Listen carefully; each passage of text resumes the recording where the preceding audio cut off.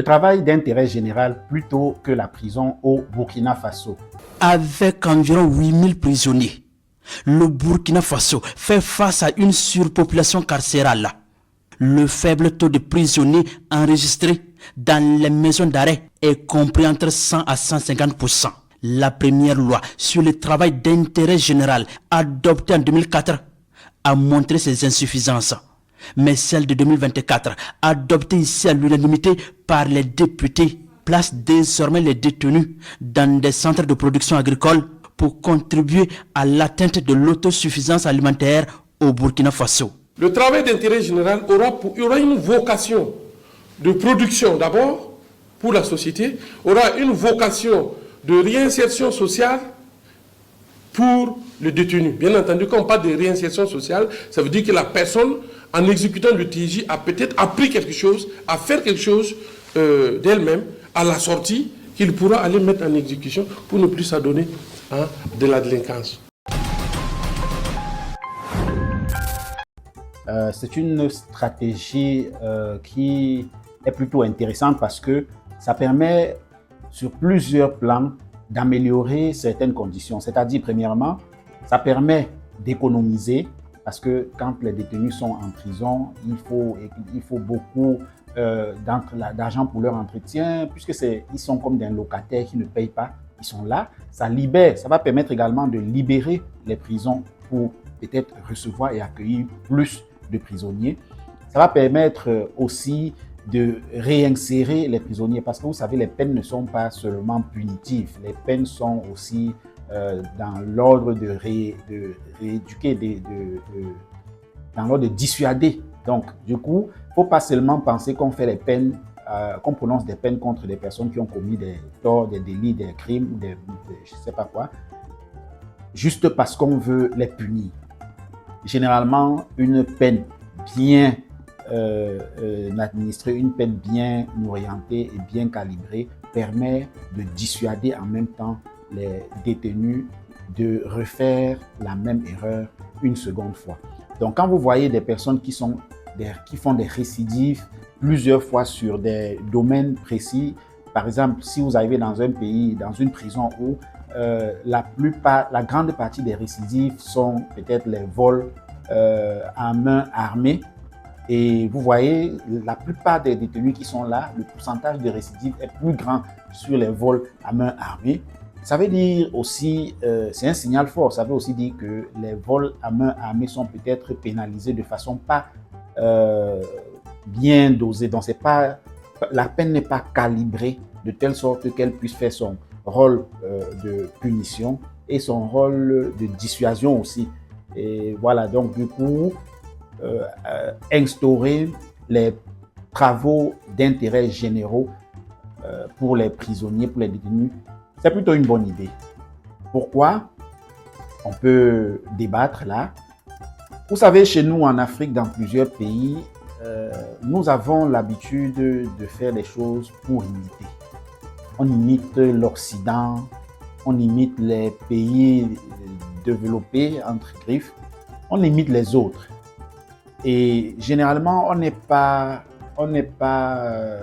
futé d'essayer de calibrer selon nos réalités. Quand on copie, on fait le copy and paste, one time. On ne modifie rien. Pourtant, on peut prendre la meilleure façon, c'est de copy, modify or update and then paste. Donc, on copie, on habitue ça, on actualise ça au concept, on contextualise, on conceptualise et on réalise l'exécution. Donc, si les pays africains instaurent les travaux d'intérêt généraux, quels sont les avantages et quels sont les inconvénients? Les avantages, comme on a dit, ça permet de libérer les prisons. Au Burkina Faso, par exemple, pour un mois de travail d'intérêt général, vous avez 3 mois de remise de peine.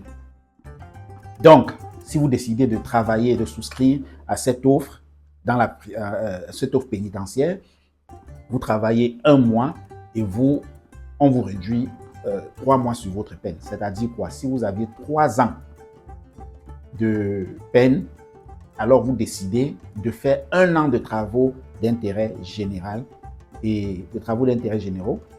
Et après les 1 an de travaux d'intérêt généraux, on vous libère purement et simplement. Et pendant les travaux d'intérêt généraux, ça permet, on est aussi en train de vous réinsérer.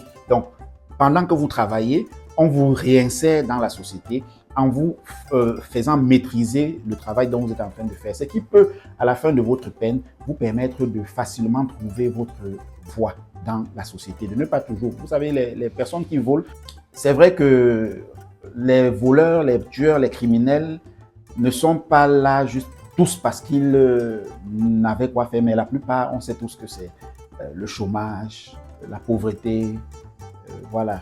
Beaucoup, sont les maux qui minent la société, qui des fois, pour la plupart des cas d'ailleurs, transforment les personnes en brigands, en criminels, en meurtriers, ainsi de suite. C'est un avantage. Un deuxième avantage, c'est que ça diminue le budget des prisons. Je ne sais pas trop pour les pays d'Europe que nous copions, mais en Afrique, les prisons prennent beaucoup d'argent. Beaucoup d'argent.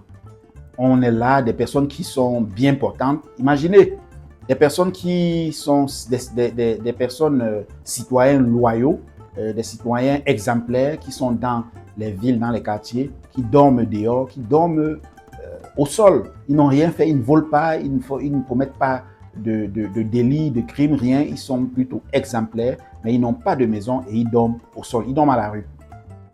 D'autres n'arrivent pas à manger du tout. Je vous parle des citoyens exemplaires. Mais en même temps, il y a des brigands, des gens qui ont tué, des gens qui ont commis des crimes, des meurtres à haut volt, mais qui sont entretenus dans les prisons, qui sont nourris, logés et soignés même d'ailleurs. Est-ce que ce n'est pas un peu paradoxal? Est-ce qu'il ne faudrait pas essayer d'équilibrer les sentences, les sanctions pénales afin de moins dépenser et de plutôt plus rentabiliser? D'où les travaux d'intérêt généraux.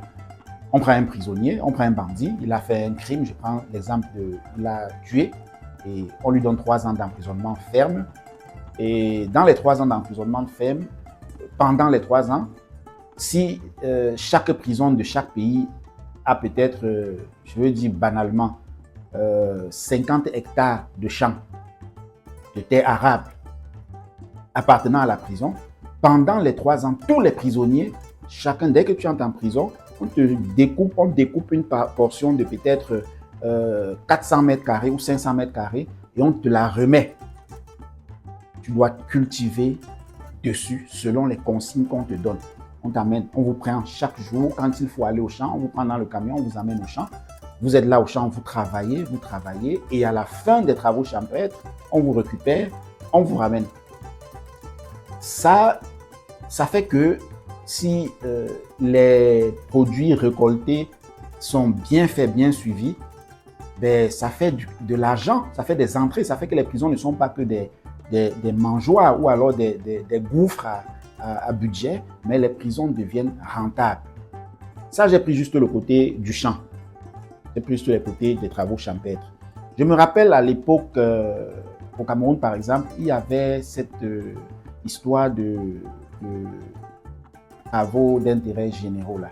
Mais on les donnait à des prisonniers qui étaient mineurs, ou à des prisonniers qui avaient commis des peines mineures, ou alors à des prisonniers qui étaient en fin de peine. C'est pas mauvais, même si on donne seulement à des prisonniers qui ont commis des peines mineures, ça permet au moins de distinguer les prisonniers qui ont commis des peines mineures aux prisonniers meurtriers. Donc ça permet d'éviter de les mélanger, parce que vous savez, c'est dans les prisons que se forment même les meilleurs groupes de brigands. Donc, est-ce que nos pays ne devraient pas essayer de voir comment adapter les peines en Afrique au lieu de les calquer totalement aux peines des pays occidentaux? Point d'interrogation.